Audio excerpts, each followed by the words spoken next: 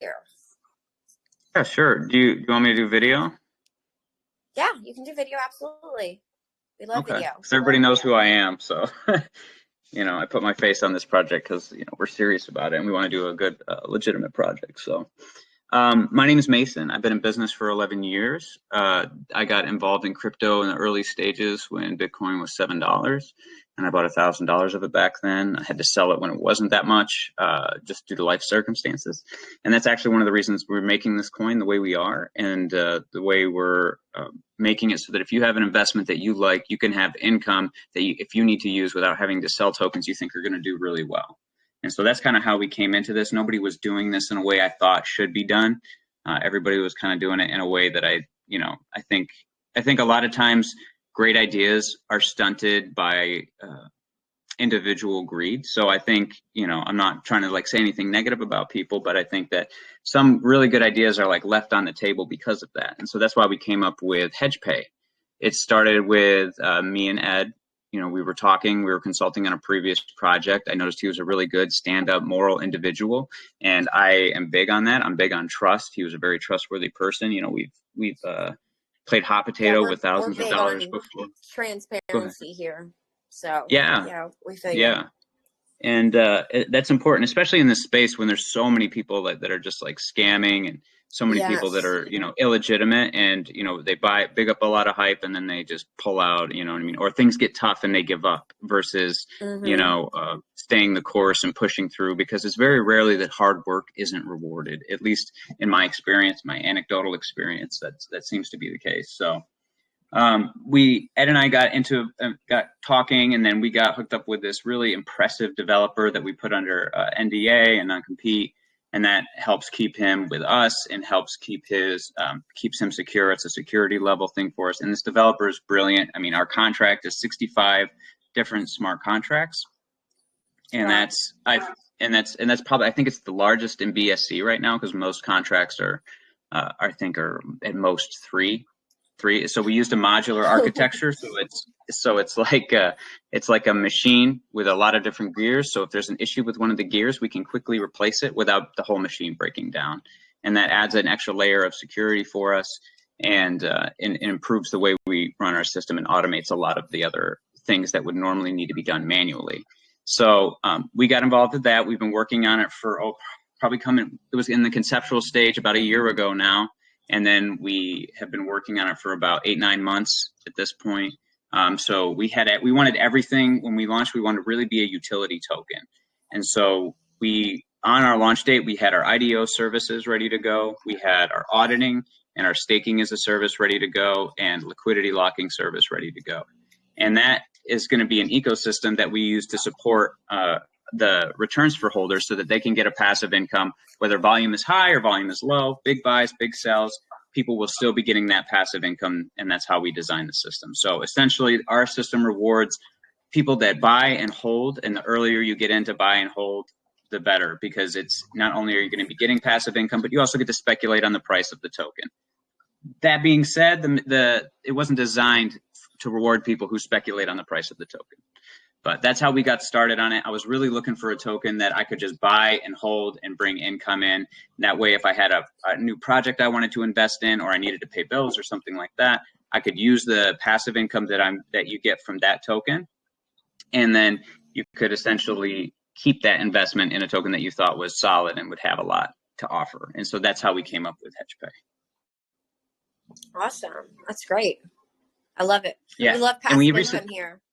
Yeah, we recently brought on Robert, who's a really brilliant developer as well. He's going to be doing our standalone app, and he's just a great addition to our team too. He's somebody whose tagline is Dr. Loyalty is definitely going to be, or Telegram tag is Dr. Loyalty is definitely somebody we want to, be involved in, because we're very big on trust and morals and being able to trust one another in our team. So, it's hard for us to bring somebody into our fold like that, but we talked to Robert a lot. We spent a lot of time with him, and he's just a really great individual, great person, and he's going to bring a lot to the team. He's actually going to speed up a lot of things too for us, because a lot of our timelines that were say months down the road have gotten significantly shorter. I don't want to commit to specific timelines until these things are tested, until these things are ready to go, because I'm big on reputation. and keeping my word. So I don't like to say specific timeline this will be done. My goal is to under promise, over deliver. That's how I like to run my business. So that that's, absolutely makes sense. Yeah. It took me 3 days of talking to Ed to kind of like break through. At first, he like flat out told me no. He's like, no. And then I just kept talking to him and kept talking to him and kept talking to him. And we built a relationship. So, yeah, I totally get the transparency and the trust and everything there. And we're the same way. We've built a really good foundation of people that, I would say I could call on, 30 or 40 different people and, ask them to make buys for me and give them money. And I'd have no problem, getting it back, which is so rare to find in this space. Yeah, it is. And we like a community that's like that. It's important because that shouldn't be rare in this space. That's one of the reasons we started on BSC. BSC specifically is like renowned for that, and that's a problem if you ask me. That's why we wanted to start on a space like this, where we could establish a legitimate project. And, I'm not going to be overly idealistic or speak in hyperbole, but, when you do something like this, we don't think that we're the only token that can change the space, but at least we can be a positive impact on the space. You know what I mean? That makes sense. Yeah. I mean, a lot of us right now, we're just so over BSC at this point because these tokens, they have the every equation to make it successful. There's 20,000 real Telegram followers. There's all this marketing that's gone into it. I mean, every ingredient you can think of. And then it launches and it does absolutely nothing, nothing. So it's very disheartening at this point. And I think a lot of us right now are looking for other alternatives. So, that's definitely one of the questions was why did you decide to launch on the BSC space, which you just answered? You want to make it a more trustworthy space because it seems like a lot of the utility tokens are moving over to Chronos. Yes. Yeah. And, we don't plan on staying solely on BSC either. This was just our starting point. Like if you look at our logo, there's a little bridge in the center and we plan on having a cross-chain protocol. And that's going to be one of the things that we really want to do. We're looking into Ethereum. Ethereum would be pretty easy to launch on. We just there's an issue with the gas fees we need to work on to make it so it's not super expensive for people. There's also Phantom we're looking at. I have a personal crush on Cardano specifically, and I get teased for it a lot, but I really think they have a lot of really good, elegant solutions to a lot of the blockchain problems. I know some people are like, oh, it's never going to go anywhere, but I really think Cardano is going to be something. And I would like to be one of the first to offer our, one of the things we're working on is a decentralized exchange. And I would like to be one of the first decentralized exchange on that platform to bring more income to our holders. Because when we have these products and services, we believe in returning executives to a service role. We want to serve the people that hold for us in our community. And we also believe in democratizing and decentralizing our profits. So how our system works is that right now we have transactional taxes. These transactional taxes are taken out and then staked in certain pools. And those pools get reflected to the holders. That fund is not solely dependent on transactional tax. I think that's a huge pitfall that a lot of tokens run into. They rely solely on transactional tax. So when volume is up, rewards are good. And then when volume is down, rewards are bad. So we created a system that will have rewards steady no matter what is going on. And whether there's a lot of volume, of course, rewards improve. But if there's not, there's still rewards coming to people. There's still passive income coming to people just by holding the token. And outside of that, create that system. Sorry. No, it's okay. Our dev is really brilliant. He came up with plans on using specific diversifying our staking protocols, like using stablecoin liquidity pools, and then ones that we consider good investments. And then we use that fund to invest in those things. And that's what gets distributed to the holders. And so not only do we have transactional taxes, but we also decided to build an ecosystem around it. And this ecosystem, like 50% of the profit after we cover our costs, gets distributed to that fund that will increase rewards for people and also get distributed to holders. So that's how we started looking at ways to go outside the reliance of traditional measures to bring passive income to people. So we're taking a company and creating it and expanding it and growing it and using the income from that to share with the holders. So it's like a profit sharing that we get to have for people that also improves it. So if people don't see a lot of volume, instead of being nervous, they'll still be able to see that the rewards they get are substantial, because we're going to have this business around it as well. And so we already have like Speakeasy is going to be launching with us on Tuesday. And they're a great. That. Yeah, so we already have that. We actually had that ready to go on launch week, but there was an issue with their smart contract. They wanted to have everything ready to go so that there wouldn't be any bugs or anything that they ran into. So they delayed it a little bit, but we were ready to go on launch day. And, you know, sometimes people get sick. Their developer got COVID, which, you know, it happens, you know, in this, you know, especially it's a new variable that we have to count on now. So right. Unfortunately, but yeah. So that's going to be another really positive thing. We also are planning like a merchandise store. And then, you know, we were talking about maybe doing a custom merchandise store where people can do their own custom products and get it delivered to them. And then the profits associated with that will come also to the holders. So, you know, we're putting our hands in a lot of different pools to bring in that passive income for people and finding ways to make it sustainable. I really like a lot of these other tokens that have really good rewards. You know, they have, you know, good ideas, but, you know, some of them I'm concerned about, and I don't want to say like any names. I'm concerned about the sustainability of them. Exactly, so we don't want to get into anything that's not going to be sustainable, because I'm putting my face on this. I'm putting my heart and soul into this project. And I want it to be something that helps people, improves their lives, not something that makes it tough, you know, and not something that can pop at any time. You know what I'm saying? Absolutely. Yeah, I think that's a great concept, especially, you know, when you talk about, you know, like life circumstances made you sell something that you didn't want to sell. And I think that's happened to all of us. We can all relate to that. And that just, I mean, it absolutely sucks. Like we get in these good entry points. We could be set up if we just would have held it for a year, 2 years, we could have been set for life. But then something happens. Who knows what it is? You know what I mean? And boom, we have to sell. We have no choice. So that absolutely makes sense. See, I would have been retired if I could have held on to that Bitcoin, if I hadn't been through those really difficult life circumstances, which is why we're implementing like a BUSD salary mechanics for holding 800,000 HedgePay. One of the things we want to do with our app is make it easy for people to get involved. And then maybe with it, like in some time down the road, once we've worked out the logistics and found a good card servicer, one of our plans is to get a card and have those monthly rewards go onto people's cards so they can actualize their investment instead of it just staying like on their phone, unable to be used. You know what I'm saying? Like that makes sense. I think that's really important, because that way they can pay their bills or use it wherever they are. And then and any of the fees that the merchant pays, part of that goes to the card servicer and part of that comes to us.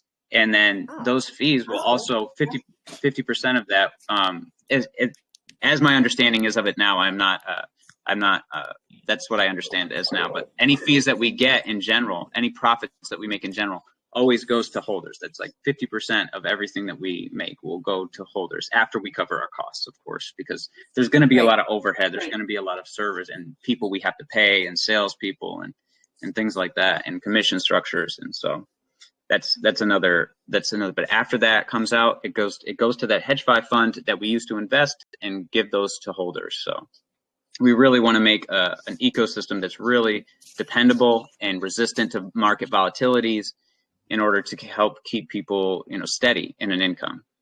You know, I think that's one of our major selling points, I would say, personally. So I thought that the salary was 1 million tokens, not 800K. So we don't want to be a static project. We want to really listen to our community, keep our ears open for people. So, you know, for our people that are holding. So we got a lot of feedback from the community that they wanted it lowered. So we lowered it. And it was initially 1 million, you're right. And then people were asking us to lower it so that it could be more inclusive. And that was one of our goals anyways. It fit our vision. So, you know, we're always open to feedback from people. We may not always implement it if it doesn't fit our vision, but it was one of the things that fit our vision, was to lower it for people.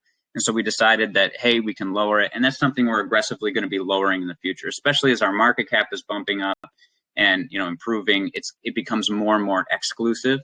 So that one of the things that we're doing and focusing on is finding ways to make that more inclusive. And we're always revamping our reward systems to make it more profitable for the holders. Like right now, this is just the beginning stages. Like we're still in our infancy, and things are going to go better from here, and we're making better changes from here. And getting more teams on and more people on that can bring some positive pressures to our ecosystem and to our passive income for people. Yeah, I'm really bummed we didn't have it last week, because I would have tried to pick up my 800,000 tokens. I know, and then we blew up last night. Right. When I was sleeping, so it was a little sleep I got. But when I did finally get to sleep, I woke up and I was like, "Oh, we blew up to our new all-time high." So that was good. Yeah, that's pretty awesome. That's exciting. Yeah. I try not to focus too much on the chart anymore, because when we first launched, we had a little bit of a rocky start. You know, the problem with BSC is there's a lot of people that want to speculate on market price.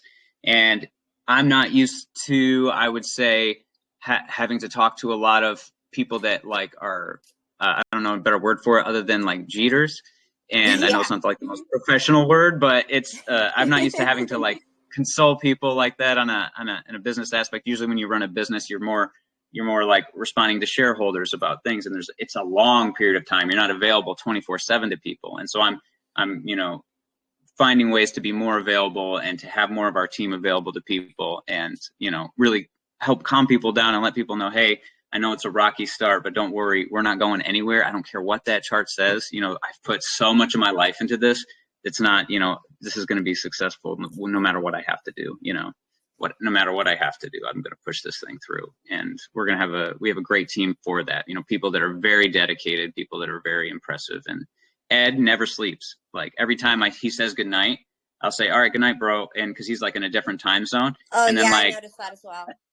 An hour later, he's still on. I'm like, dude, you were supposed to sleep. You need to sleep, man. You need to, you're a human being. Our messages, I'm like, go to sleep now.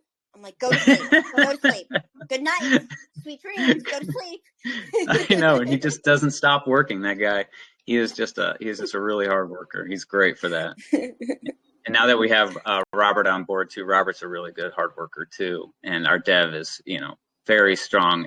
I'm just so impressed with the people that I've been lucky enough to know in this, because they're like, I'm just so glad this is the people that I happen to work with and people that we happen to bring into our fold. I'm like, man, it could have been so much worse if we had just like one person wrong. But the reason I have so much faith in our project is because of the people involved. Like it's them. It's not me, it's them, they're just really impressive people, and they took an idea and, they really know how to run with it and make it successful. That's amazing. Building a team is definitely one of the most important aspects in having anything be successful. I agree. And it's got to have that trust, like we were saying, like that trust. Like we were playing hot potato with 20 grand, like back in the day. And it was like, I had no concern. I had no concern about, trading it from one person's wallet to the other or anything like that. And it's such a nice feeling in this space when normally you're like terrified to, have anything come out of your wallet. It was great to have that confidence in my team and my friends. It really just become my friends, honestly. And we started as business partners and really just become friends. It's great. It's absolutely great. Not to get off on a tangent. I do that a lot. You'll notice, Joanna. I get off. It's okay. I do too. That's why I actually asked Ed, how much time do we have? Because we talk, we're like chit chatty. We ask a lot of questions. We have, our members have great questions. We try to get perspectives from all over the world, not just, I'm from America, I have a very different perspective than some of our members in the Philippines or some of our members in India, just these different places they are. And so I want their perspective as well. So we ask, we get a lot of questions. Yeah, I'm happy for any questions. I'm not the most articulate person, but I'll answer things the best way I can with as transparent and as helpful as possible. So I mean, everybody, there's always bigger fish in the sea, right? So that's how I look at it. At least. I expect a lot from myself. So well, that's good. It's good to have high expectations of yourself, especially when it comes to moral code in this space. Yeah. So yes, 100% on that. So do you want to go ahead and give us the demo, and then we can go into questions? I just asked Ed about it, and he said give him a moment. I think he's still working on it, and that was something that I didn't realize we were doing it this time around. So we'll wait for him to get that to me, and then I can just kind of go into like some of the specifics, like maybe people are curious about the transactional tax or how that's distributed. I can go into anything that you guys want me to go into until he gets that demo up and we can show him how it works. I actually forgot to invite somebody, so I just sent them a link now. They messaged me. Actually, there was something I read on your website that I was very curious about that I wanted to. Okay. So under supply distribution, it says no initial development or reward token will be created. HedgePay will mint tokens incrementally relative to an on-chain mechanics to ensure the health of HedgePay economics. So I found this statement to be a little like, what? Okay. So no, I totally mint. Like what is, when you say mint here, so I'm thinking of like minting NFTs, you know what I mean? Oh, okay. So like explain this statement to me. Yeah, sure. So we have our minting protocol intact. We didn't renounce that ability to mint tokens because our entire total supply is not going to be released over immediately. It's a slow drip, in other words. And one of the things is, like, for us specifically, that's really important is we do plan to go cross-chain, like I mentioned, and it's really important to keep that minting function intact if you want to mint on a new chain and then burn on this chain, so that we keep our supply a total of 1 billion. What scares people when they hear mint is that, oh, there's no cap to the supply. It's just going to keep getting out of control. Inflation is going to go insane, but with us, the way we're doing it, it's not a real concern when you have a total supply of 1 billion tokens. It's just not being circulated right now. And the way we have it being minted now is, if we were to keep this, the amount that we're minting now, which I think is like 3 per block, it would still take 10 years before the entire supply was released. So it's a very slow and careful process that we use to not create a negative pressure out, like from inflation and things like that. Inflation is something we're very careful and concerned about. And we didn't just take 3% of circulating supply. Like most developers, one of the things they do is they just take 3% of the circulating supply to use for development or personal salaries or things like that. Instead of that, we've decided to slowly give that to our development over 1,000 days, so that, we're here for the long run. We show people we're not just taking that and giving that to ourselves. We're using a lot of our own income to pay for these things.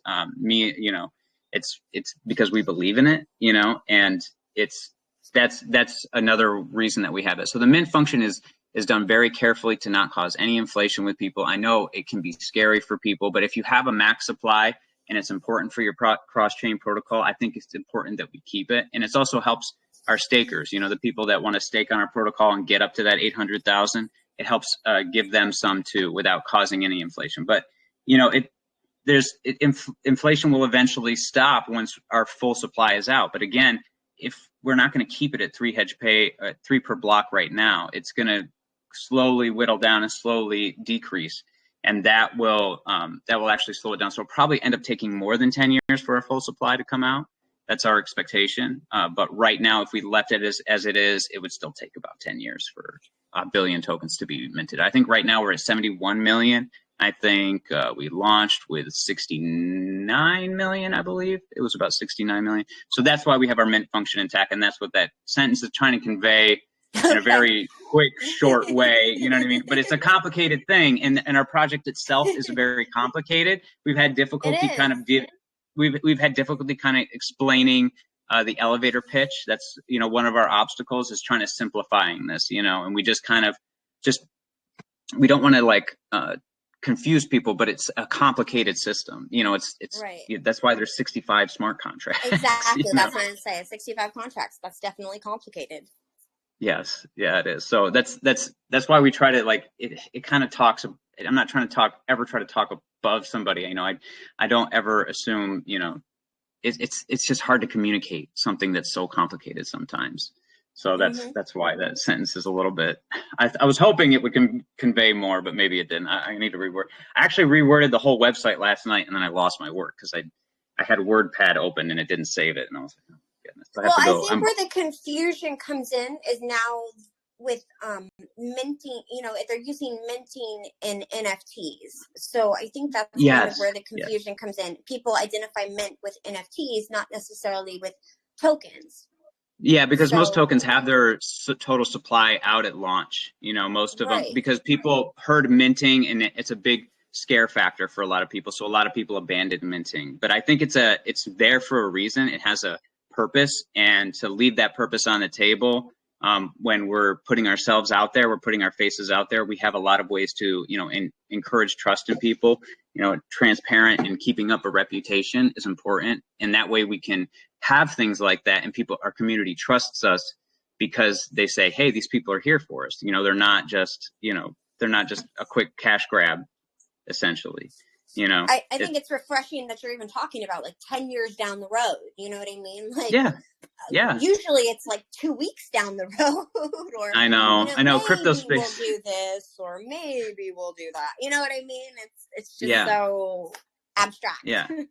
I know. It's funny because this is our long-term project. This is going to be, right now I do have work outside of this, and that's so that I can fund more things for it, like more development and more, not just development, but, marketing. And that's important. That's an important aspect to it, and I bring in a good income in my other life, but that's one of the ways that we support this is with, a lot of our own money, that we really, because we just believe in this. We think it's really going to go somewhere. We really think it's going to be successful, and we're going to make it successful one way or the other, no matter how much I got to pour myself into this thing. So. Well, we love the commitment. Thank you. So he's it's a video, right? I guess. I think this is the video. Is that what he wanted me to show?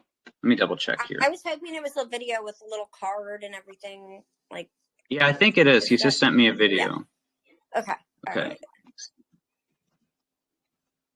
Okay. Let me just make sure. Do you have let me just make sure that's what he wants. Okay, I'm going to download it and I'll put up a little video. Okay. That way people can see. Okay. He says, nah, don't do it. It's old. Okay, it's an old video. We'll hold off on the video for now. I can just answer questions for people that way. That way. I think that's more explicit. We have a lot of questions. So, all right. First, let's start with, this is your first project in the crypto space.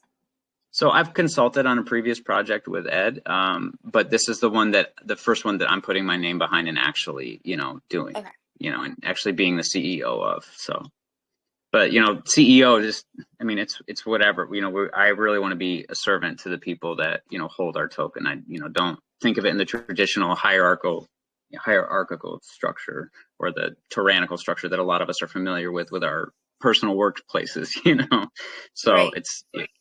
This is the first one that I am a founder of. Leadership through servitude. Yeah, absolutely. People leave that on the table all the time. They get, they get their egos involved, and it's great that, our team doesn't have that ego between us. It's nice. And I don't, I think it's a fallacy, and I think people I think that you run into a lot more obstacles if you don't leave your ego on the table, personally. Because you're not open to constructive criticism or improving or adapting to the changing systems. Like another thing that we changed because our community wanted us to was we lowered the taxes on PancakeSwap, because when we first started this project, people didn't care about transactional taxes all that much, and we wanted to get that HedgePay fund is up there as possible so rewards could be as high as possible. And our community was like, can you lower the taxes, please? And we were like, we wanted to lower them anyways. That was part of our vision. And so I think lowered it within the first week to make it more accessible to people. That definitely, the slippage and the PancakeSwap problem and the failed transactions, that's a major issue. Yeah. So if you found solutions for that, everybody's going to be on board. Yeah. So we have our in-house exchange that you go to the website and you get a lot less tax associated with it. So it's 10% buy, 12% sell. It's also something we want to bring down in the future. That in-house exchange is essentially that is a way that we can break up taxes on PancakeSwap before the transaction is done. So we can take taxes in BNB and BUSD without having to sell back tokens to contribute to the HedgePay fund like you do on PancakeSwap, which is why we have a lower tax structure on our in-house exchange versus PancakeSwap, which has the higher tax structure, because PancakeSwap doesn't let you take BNB or BUSD in taxes, only the native token. And that can create a negative market pressure as you try to convert that HedgePay back to BNB or BUSD to contribute to the HedgePay fund. So that's why we have this in-house exchange for people to use. So and we're very big. Go ahead.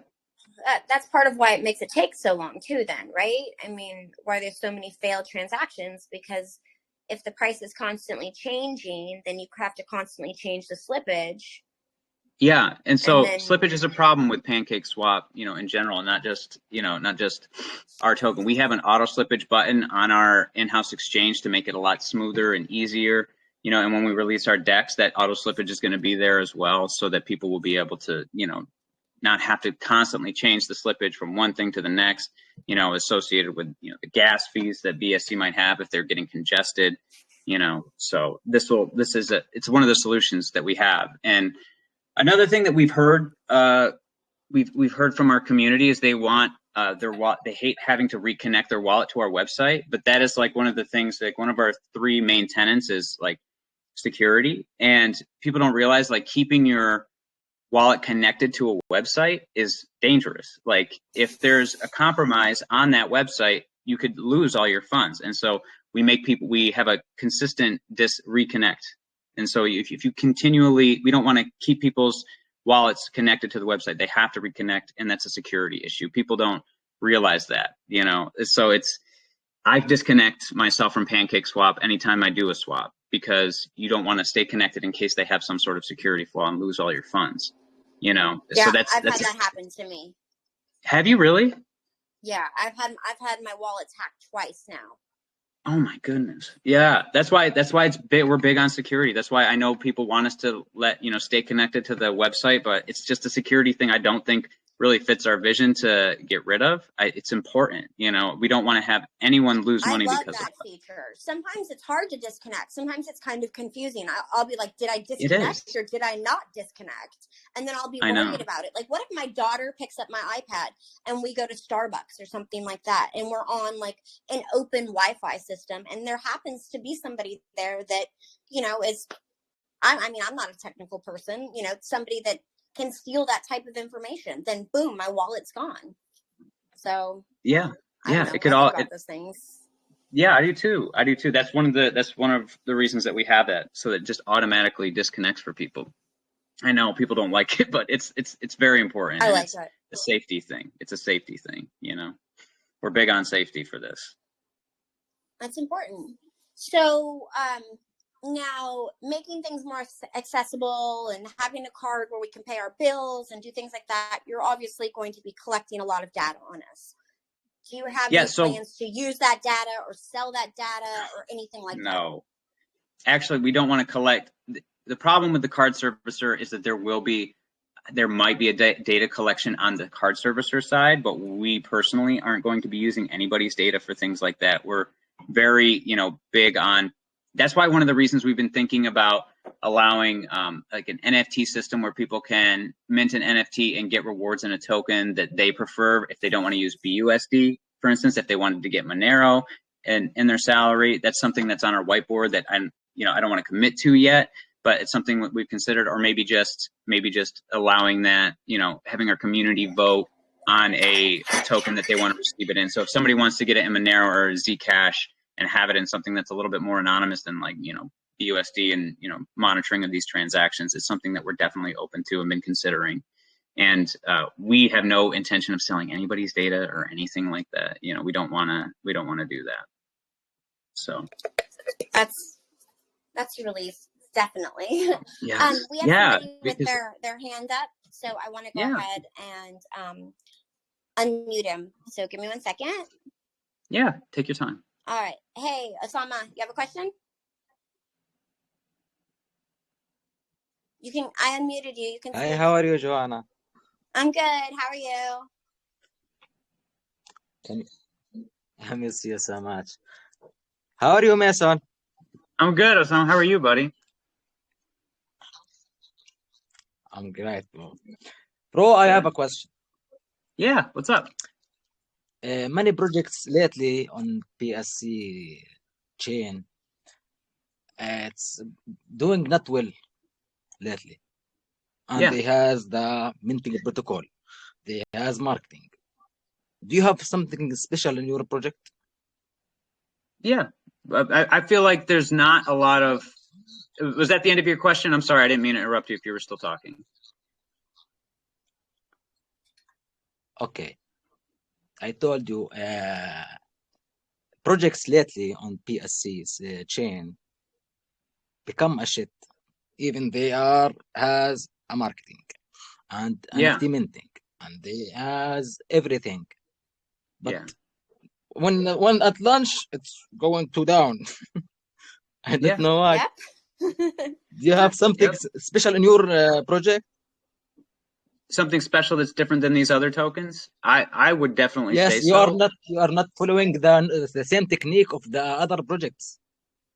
Yeah, we are not. It's a very different protocol. There's other competitors out there that do things like launchpad services and things like, other similar services that we offer.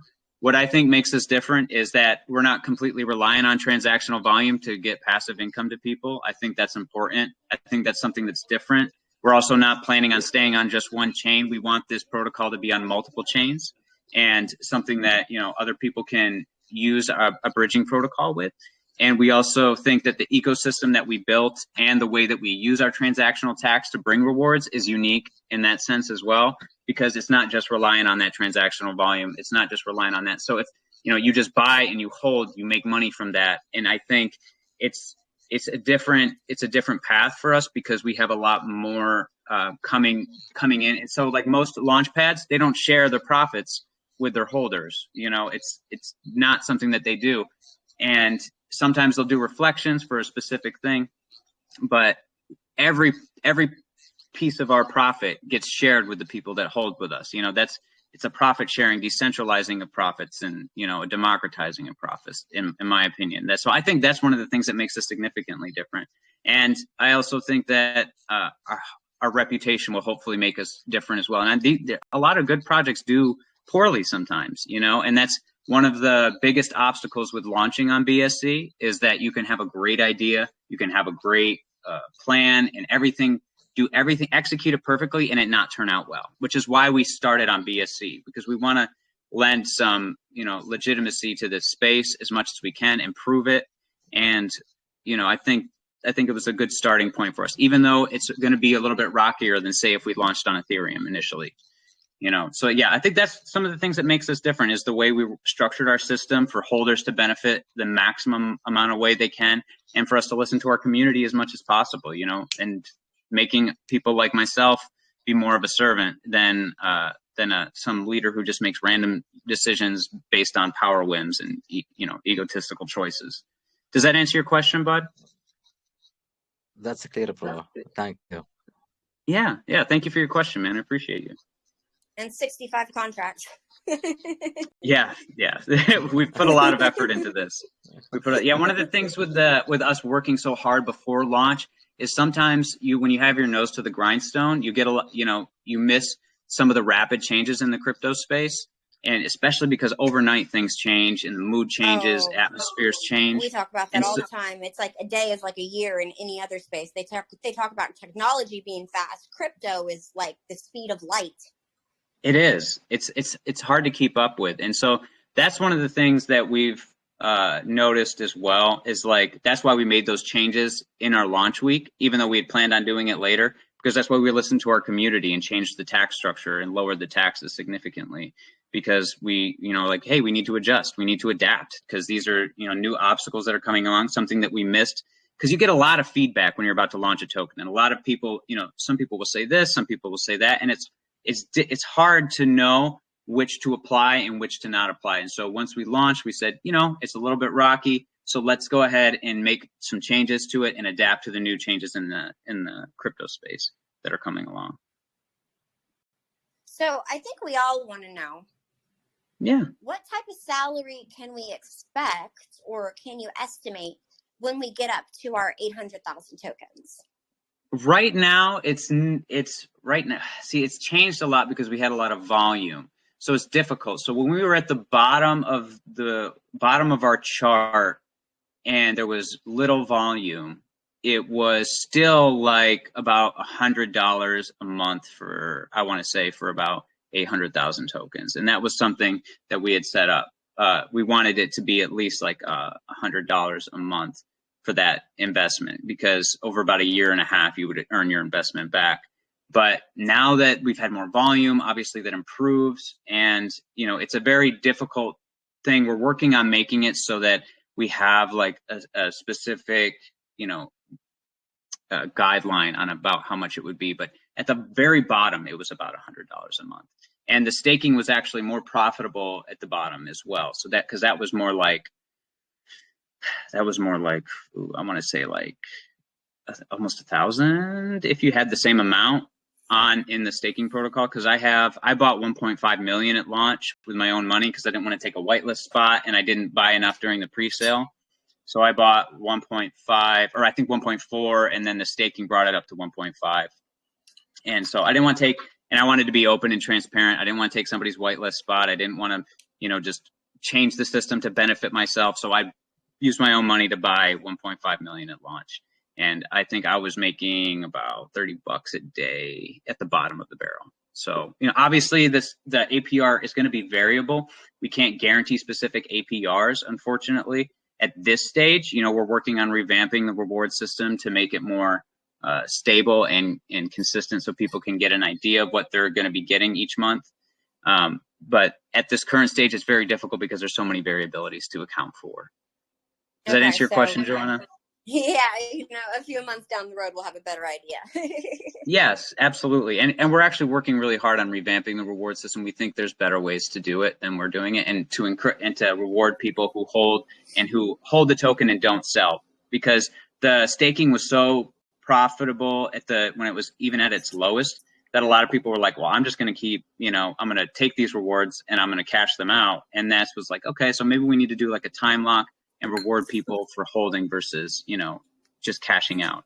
And so that's one of the things that we're going to be implementing soon too. And I'm excited about, because I think we're going to see a lot better returns for people, because like I said, I don't want to be a static project. I want to be something that adapts to all the obstacles that we face, because I want to maximize the amount of passive income that even the smaller holders get, It's so rare that staking's available, right the first at launch, that I didn't even realize that my tokens aren't even staked. So what? No, silly. You got to stake. You got to get your passive income. I know. Like, I staked mine today. I always stake everything that I buy, so I feel a little left out. Yeah, we have good APY right now too. I think last I saw it was really good. Leo has a question. Oh, did Leo? Let me unmute you. He did have his hand up. Hold on one second. All right. Okay. Leo, you're unmuted. Hi, Mason. Hi, Joanna. Hey, buddy. How are you? Great, hey, Mason. I don't know, but it's look like HedgePay is going to throw a correction now. I don't know, but I want to know, what are your strategy for this moment? I say FUD and panic seller, marketing strategies, this stuff at the moment. So what is our marketing strategy at the moment? Is that your question? Yes, because I don't know, but it looks like HedgePay is going to through a correction now. I don't know. Yeah. That's the thing. The chart is always going to have improvements and contractions, and that's always going to happen. We're not going to like limit the way people buy and sell. People are always going to be speculating on price, but the benefit for people that hold is they get rewarded for holding through these contractions and through these expansions. And our marketing strategy, one of the things that we're going to be focusing heavily on right now is going to be sales. Right now, we're going to really want to. One of the nice things about our selling point for IDO is that HedgePay holders will get a tier 2 ability to buy into these IDOs. If you hold at least 100,000 HedgePay, you get a tier 2 spot just for holding HedgePay. So it's like being able to get on these whitelists for these IDOs. And that's, something that I'm not aware of many other projects doing.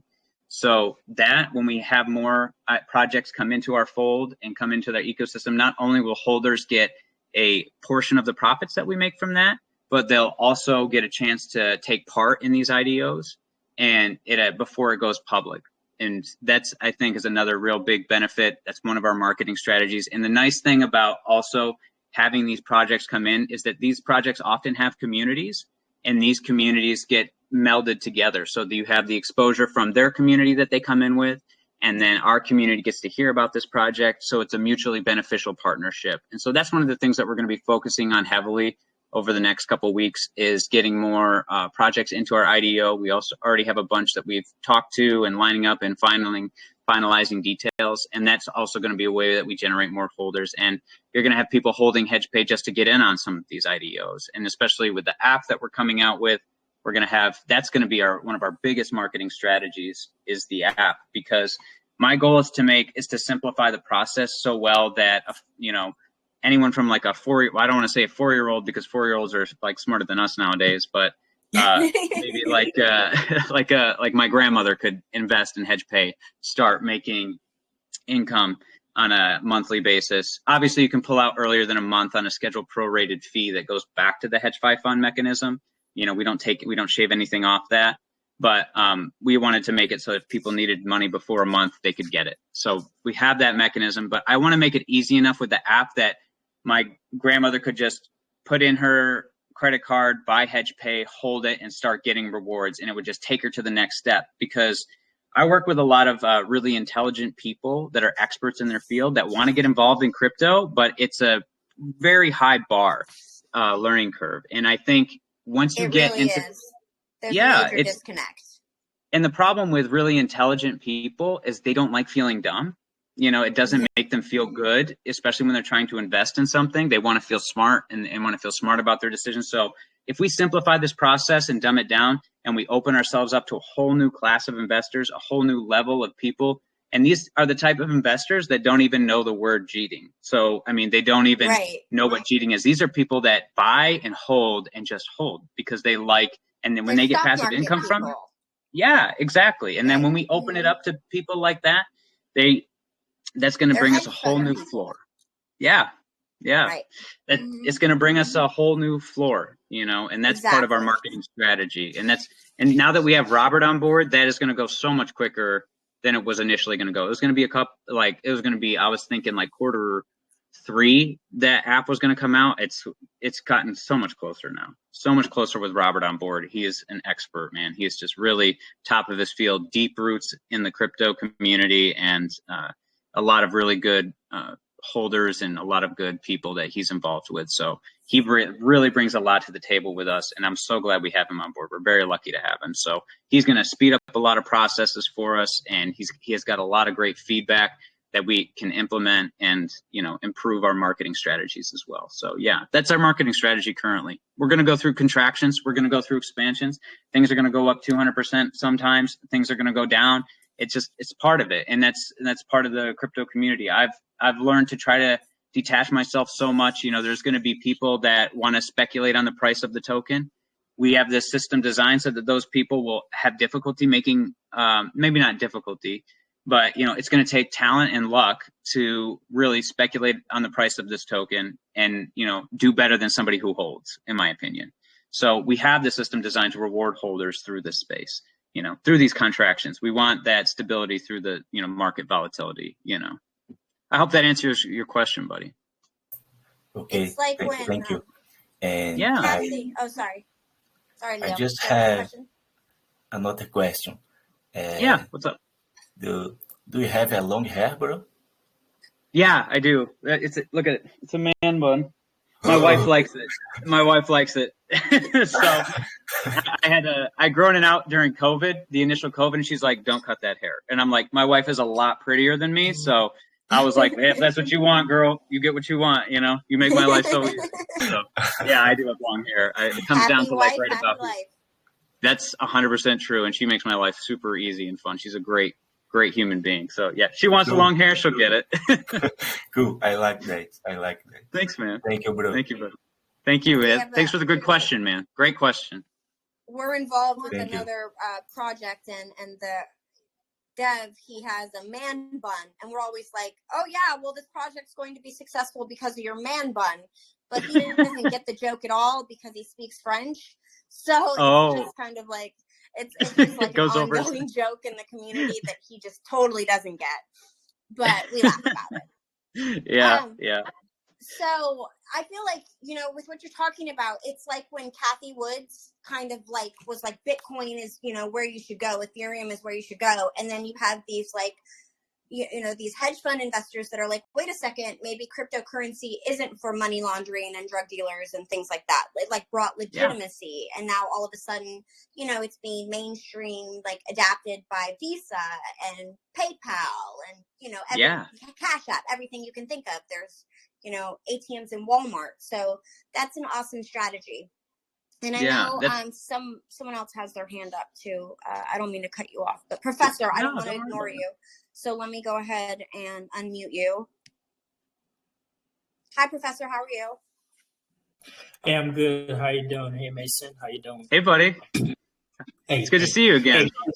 Hey, good to see you, man. Good stuff. Good stuff. I'm almost like maybe 2 or 3 BNB away from my 800, so I'm very excited. Yes. Wow. Awesome. That's exciting. I just want to ask a quick question, man. I sent like this message to one of my group, text, like my neighbor actually, about your project, and the maintain was like one of the main issue, right? And then the way I explained it to him is like, you already have a fixed supply, so it's only maintained from that supply, so not outside of it. Is that correct? That's correct. Yeah. Okay. So that keeps the inflation from going insane, and we have that fixed supply so that it can never, you look at Pancake Swap, like Cake has lost a lot of value because a lot of it was a significant amount of inflation. They spend millions of dollars buying back and burning, and it has very little price impact. And I think it's because they don't have that, they don't have the same strategy as we do. And our strategy is that fixed supply. It can never go above 1 billion tokens, ever. And it's going to be like at least a decade before that entire billion is available, Does that answer your question, buddy? We got to talk too, you and I. We had a DM go, but we need to talk about that thing you were proposing too. Yeah. And thank you. My other question is for your pre-sales.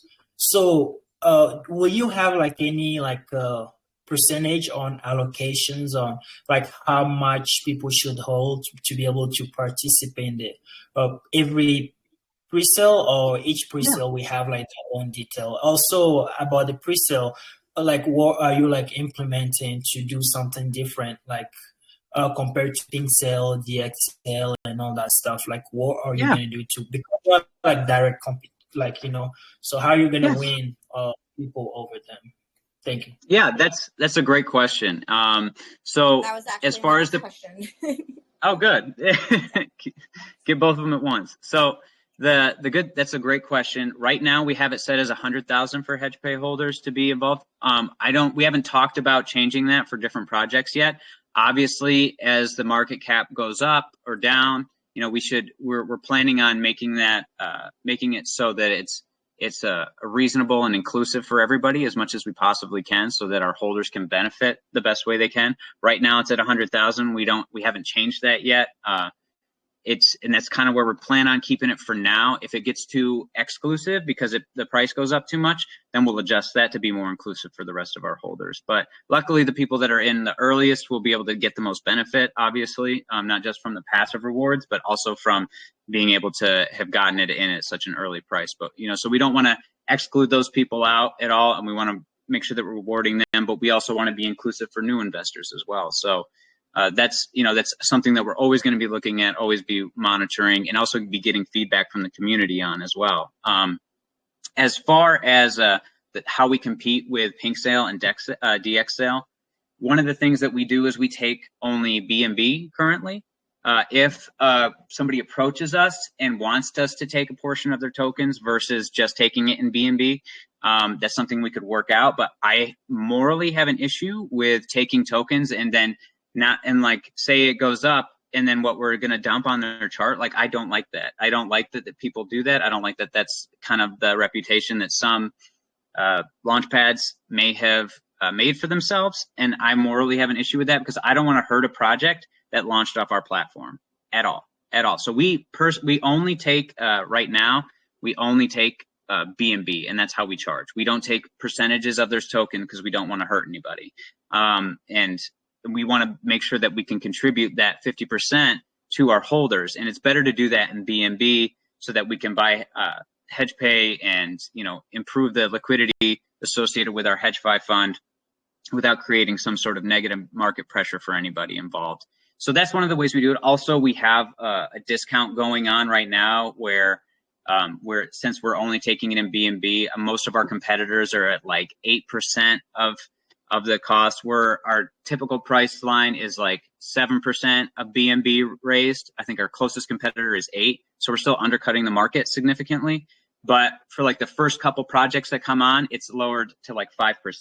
So just to kind of bring us something that, you know, just to reward the people that, you know, take the risk and go with us first, because we're still we're still establishing our name, establishing, you know, our presence in the community. So that's how we're competing with them. Not only that, but also our holders get a reward for every launch that goes on our service. So our people involved in our community have already approached us with projects of people that they know that want to launch a project and maybe haven't had success or got rejected by others. And our community is valuable because they get to literally make money off of these projects they bring to us, because they're essentially getting reflections from the profit we make from these launches. So I'd say that's how we compete with the other more established launch pads, and we undercut with our prices. So and we offer the whitelist for people and the extra profit for the holders. Does that answer your question, bud? Yeah, thank you, Mason. Appreciate it. Yeah. Good seeing you again, buddy. So, a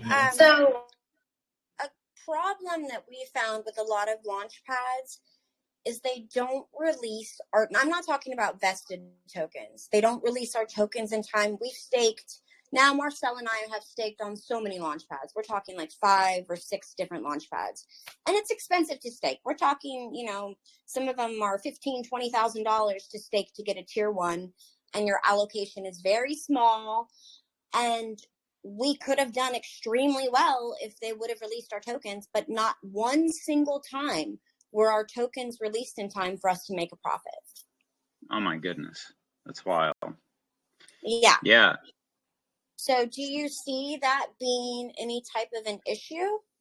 No, I don't think so. You know, if Green Fox is present, he's one of our devs, and he can kind of explain that better. He is present, yeah. Maybe we can unmute him and have him explain it. Let me make sure that I think he's muted. He's not. Okay, let me just tag him real quick so he. Hey guys, can you hear me? Yeah, we can hear you. Yeah, so we're not gonna lock any pre-sale supply that you're gonna buy on our IDO path. So after the pre-sale ends, you can go to our website and claim your tokens as soon as the project owner clicks on the finalize button on the dashboard. So, and liquidity goes into the DEX. From other launch pads in that way. Yes. Well, that's really yeah, a little bit refreshing, so that there's no worry. Absolutely. There's no worry about that. Yeah. Also, you know, a lot of these KYC with pink sale or these different like processes, you can just purchase them, so they don't really mean anything. Do you plan on having any type of KYC process with the tokens that you're launching? And if so, are they going to be able to just purchase it, or are you going to actually audit the contracts? So one of the things that we're going to do, we have an auditing service, and that's, you know, 50% of the profits associated with our auditing services goes to our holders, as with every service that we offer. We have auditing KYC services. They can pay for, but we're going to be stringent about it. That being said, if they choose not to audit and they want to launch on our project, we are always going to be looking at their contract to make sure that there's not something that would obviously be like a honeypot or a rug pull or something like that, because it's part of our reputation is going to be somewhat associated with these projects. That being said, we can't control what these people do, But if there's something that's obvious, we can kind of like let people know, hey, they chose not to audit with us, they chose not to KYC with us, but it still looks like a good project. It's something that's going to be available that people are going to know about.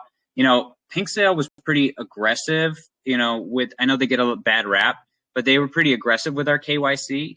They made us like, there was like, I guess, I don't know if I had a VPN up or something when I first did one of their verification processes, but they made me like explain it and redo it within like a certain amount of time, or they were going to cancel our KYC. So they were pretty aggressive about that, which was good, and I think that's important.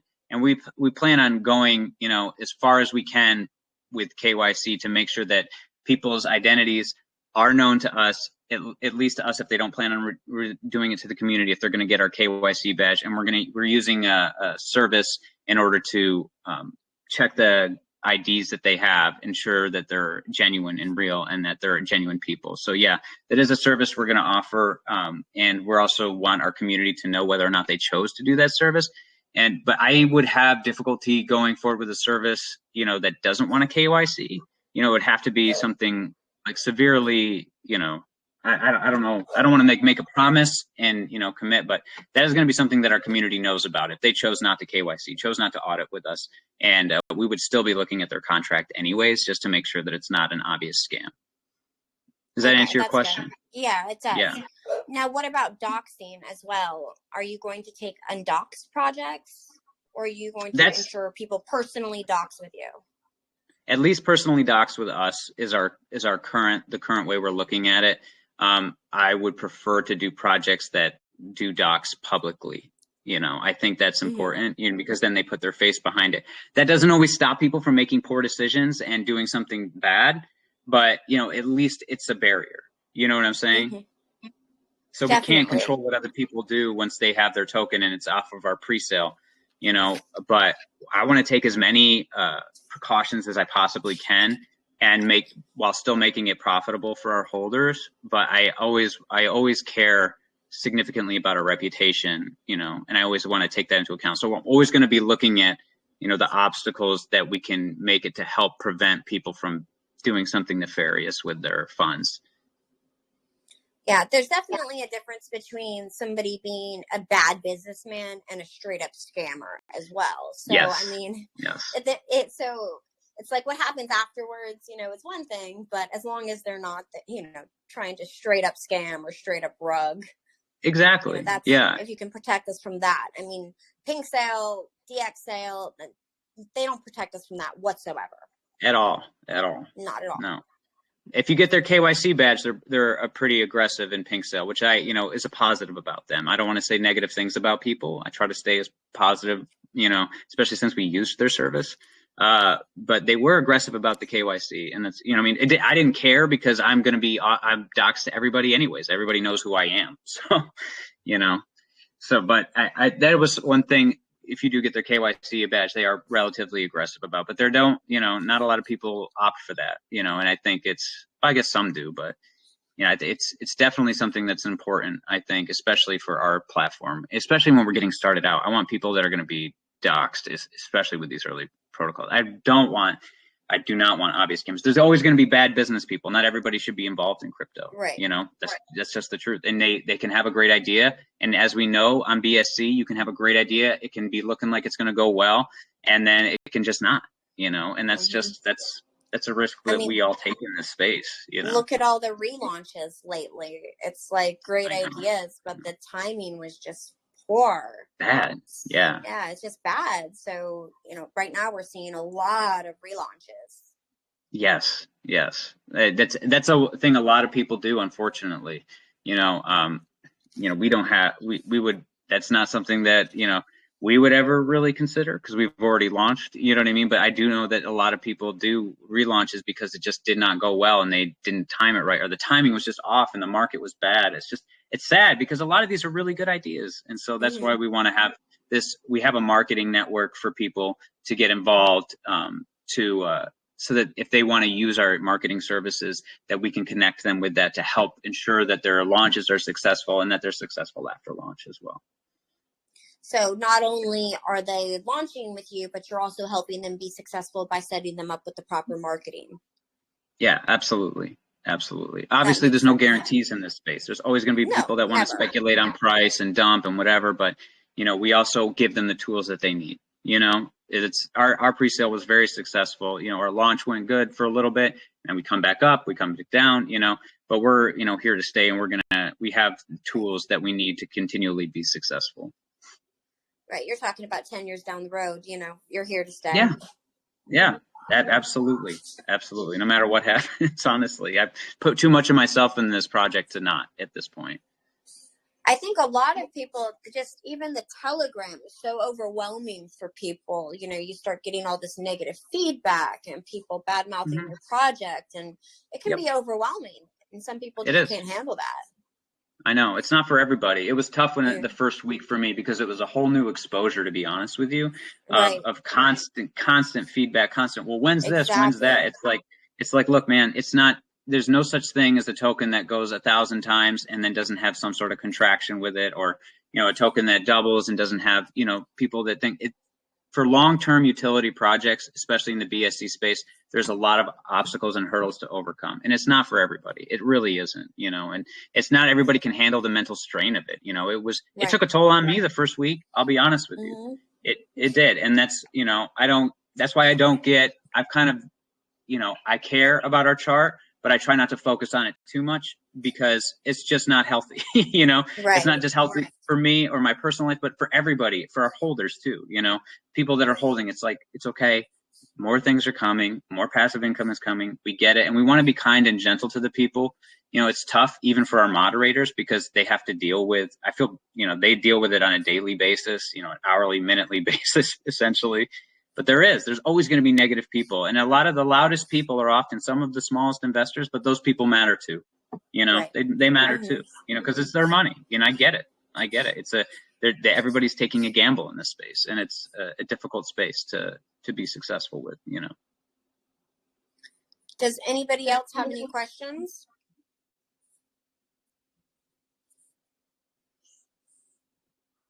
Okay, Robert, I'm going to unmute you. Hi, Robert. How are you? Hey. Hi, Robert. Doing good. How are you? Good. How about you, bud? Doing good, man. Doing good. Hey, Mason, love your project. Thanks. Awesome. I've been talking with Robert at the bottom here, Robert Djem, your CTO, and he's introduced me to this project, and I've been keeping an eye on it for a while. And then once Robert joined up, and he kind of, shot me some links, and I was kind of blown away by your overall design and your overall vision. And I'm just curious, how many utilities in total do you have planned? I mean, there's a lot on the whiteboard, bro. I don't know if I have a number for you, but we do have a lot planned, like lending and collateral protocols planned. We were considering NFTs. We have a lot of considerations. We want as many services as possible to bring in as much liquidity to that HedgePay fund to really increase the amount of profits that our holders get. So a number would be difficult, because we are going to be doing a decentralized exchange as well. But if I was to just list some of the ones off the top of my head, we have all the ones I mentioned before: auditing, liquidity locking, staking as a service for people.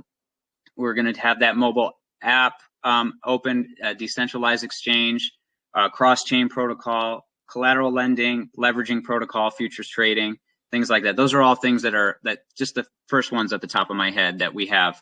And we're always looking to expand. Merchandising is another thing that we want to have, where the profits would go back to the HedgePay fund as well. So we want to be have our finger in as many pots as possible, but have a solid, polished product when we do. We don't want it to be something that's unfunctional because we spread ourselves too thin either. So that's why I don't want to commit to a bunch of things. You know what I'm saying? Because I want to keep a good, solid reputation associated with this. And but those are the first ones that come to my mind. So I guess maybe like 15 total. I'm thinking right now. So only. And just real quick, just real quick, if you don't mind me asking, yeah, how anything. exactly? So I know passive income is like one of the key pillars at HedgePay. So how exactly will you be facilitating that, and how exactly will people be claiming from that? Or is it like an airdrop situation? Is there like a DApp where there's claiming, or how does that work exactly? So our app will have that on there available too. So right now, we're in the process of reworking our reward system. Currently, the way to get the passive income is if you hold below 800,000, stake. And honestly, the staking is so good. If you hold above 800,000 right now, you could probably still stake anyways. But if you have at least 800,000, you can just hold it in your wallet and get the BUSD salary mechanics. That's one way to claim your portion of the HedgePay fund and the profits associated with the services. If you have below 800,000, it is important to stake in order to get your portion of the HedgePay fund. And we've been big on explaining that to people as much as possible. And as we lower that threshold, it'll be easier for people to meet that threshold and just hold it in their wallet if they want to. But right now, stake or hold it in your wallet at 800,000. And that's the way you get your portion of those profits. And we are going to be continually drilling that and telling people that invest in our project. That's how you get your rewards associated with it. So it either comes to you through staking, because our staking isn't just staking. It's not just like a minting HedgePay. It's also part of our buyback mechanics. So 20% of the HedgePay fund goes to the buyback staking protocol, where it creates a positive market pressure. So we buy back HedgePay and burn it, and then we put it and we give it out into the staking pools. And so that also creates a positive market pressure, and is how we give our profits to our holders that are below the 800,000. Or you can just keep your 800,000 in your wallet if you want to and get it that way. So those are the two ways to get your income from our ecosystem. Does that answer your question, buddy? Yes, sir. Thank you, Mason. Thank you so much. Yeah. Awesome. Thank you for your questions. Thank you for your questions, bud. I appreciate you. Does anybody else have any questions? Robert. Wait. Robert, do you have another question? Weren't we just talking to you? I think it might be a different Robert. It's a different Robert? Okay. I think that's my Robert. Oh, sorry. Oops, he's gone. Did I just... Hey, buddy. No, I'm here. He's here. Oh, okay. Okay, good. Oh, hey, there you are. Hey, we're wearing polos, bro. That's right. We're both wearing polos. My collar's a little jacked, but mine too. You can see I'm clean shaved, though. Yeah, look at that. You just shaved from this one. Yeah. I had to. I've got a huge setup because I own an AMA lounge as well. So yeah, he owns Space Lounge. Yeah. We did an AMA with him too. It was a great one. Cool. Great one too. And I'm glad to be part of the team here. So I just came on board as the CTO for HedgePay. And I just wanted to say how proud I am to be part of this team. It's an amazing team, and we're going to do a lot of great things. A lot of great things. Thank you, buddy. So that's all I wanted to say. I didn't really have any questions. Not at this point. Thank you, buddy. I was always happy to see your face on these, man. All right, yeah, and Joanna, it was nice meeting. It was nice meeting you too, as well. Yeah, thanks for all your questions. So if anybody has any other questions, you can always tag us in the main chat, or you can DM us. You know, we're always available. We want to be as available as we can for people. So you can always ask us questions. You can ask us hard questions too. You know, we don't always have the perfect answer for things, but you know, we're just honest and transparent about it, and that's the best answer I think, you know, we can ever give people, even if we don't have the answer that people are looking for. So, you know, we're big on honesty and transparency. So don't be afraid to just ask us any questions. Yeah, I think so too. Yeah, I actually had like a long list of like 5 pages of questions, but I feel like just in our conversation, you went over so many of them that it just would have been redundant to ask. So, oh, good. I'm glad I got to hit a bunch of them. No, you really did. It was just very easy. You know, I was a little concerned because so much, I think, of this, it's like it could be a very dry topic, but you have such a good personality that it was very easy and fun and enjoyable. So I was a little concerned, and so much when I read it, I'm like, what does this mean? Like, what? Like, so, yeah, thank you. I appreciate that a lot. Explaining it in a way that is very understandable, and you know, you have a great sense of humor. So It's been very fun. I appreciate that feedback too, because it's so hard when you put your face out there and you're talking with people. You're like, I hope I'm not boring anybody. I hope that, I hope it's an enjoyable topic for people, so thank you for that feedback. That means a lot. Very enjoyable. Definitely. Thank you. Does anybody else have any questions before he goes? Oh, I have one question that we always ask. What are your plans for, our members that are in other countries and they want to participate? Maybe they don't read English so well. How do you plan on bringing those people on board? Do you plan on translating into other languages or anything like that? So we have mods that are from multiple different countries. So a lot of them are bilingual. So we always have people that can speak other languages available. We also have I think we have like an Italy group and an Indonesian group, and we have a bunch of different groups for different languages available for people. So anytime somebody wants to get involved, we'll do whatever we can to facilitate that and make it an easy transition. And even though we are, mostly English speaking on our team, it doesn't mean that we can't find somebody who can speak whatever language that somebody has in order to, facilitate their ability to take part in our project. It's very important. Okay. It's very important to open that up to be a global presence, I think, especially with a lot of our ideals and a lot of our plans are very lofty. And so it's important to have a good global presence when you do something like this, So absolutely. You have to be able to back up what you're offering to people and be able to get anybody, from small countries to big countries, small populations to large populations. So yeah, we do have groups available for that, and we have a lot of mods from different countries.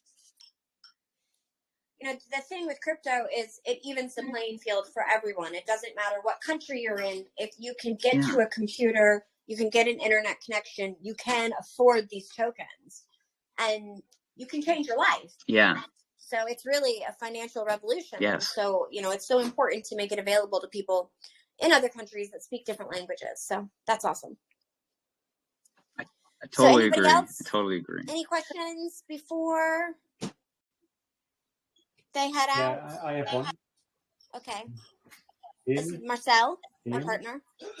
Yeah. Hi, Marcel. So it's a bit of a techie question because I'm a dev myself. I'm not in the crypto space, but it's plain old Java. But can you shed some light on the interaction that takes place between these 65 contracts? How does that work? I am not probably the best person to answer that question for you, but I think if Green Fox is still present, he would be really good to answer that question for you about the interaction. Some of them are reward managers and salary managers and things like that. But Dev, can you hear me, buddy? Are you able to unmute yourself? If not, I can tag him and get a good answer for you. Hey guys, sorry, I was not paying attention about the question. Can you please repeat it? Yeah, so can you shed some light on the interaction that takes place between these 65 contracts? How does that work, preferably in layman's terms, because not everybody. So our main contract is obviously the token contract, and the main idea of our token is to use the transactional tax associated with the token and use those taxes as investment for generating passive income. So starting from this, we came up with an architecture that is fully decentralized and can manage the flow of funds between various investment pools or investment strategies. So basically, this is the main idea of our contract structure. And because we wanted to have this whole system as reliable as possible, we tried breaking it down into like these really, really small pieces which can be replaced at any point in time without having to like slow down or shut down the whole ecosystem. So yeah, that's where the cogwheels that Mason was talking about earlier. Yeah. Yes, exactly. Yeah. Oh, sounds good. Interesting. Thanks. Yeah, thanks for your question, buddy. Appreciate it.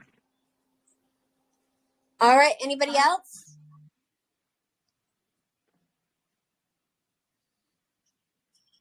I think we're good. Well, thank you so much for coming on. We appreciate it. Lilith has a question. Oh, Lilith.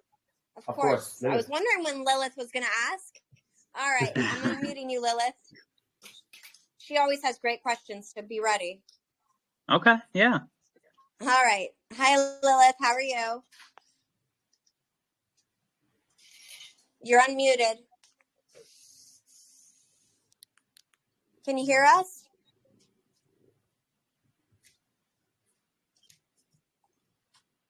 Lilith, are you there?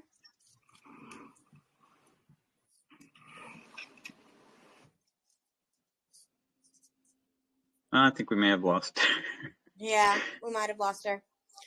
Okay. She might have to be quiet too because people in her household might be sleeping. Lilith, are you there? All right, she can always DM you. Yeah, feel free to DM me, Lilith. We can answer whatever question you got. Well, thanks so much for having me on, Joan. I really had fun. This was a great AMA. It was a great time. Thank you so much. Well, we had a great time too, and we appreciate your time, and we're really excited. I know I'm excited. I'm going to start staking right after this, and I'm going to be working towards my 800K tokens, and we'll definitely take part in your launches, and we'll definitely get to 100,000 right away, so we can take part in all of those features. So we're excited. Awesome. Thank you so much. I'm really glad that you're a supporter. It really means a lot to me. Thank you. Thank you. All right, well, everybody have a great day. Thank you so much for your time. I love all of you, and I will talk to you later. All right, bye guys. Bye. Mason. Bye bye.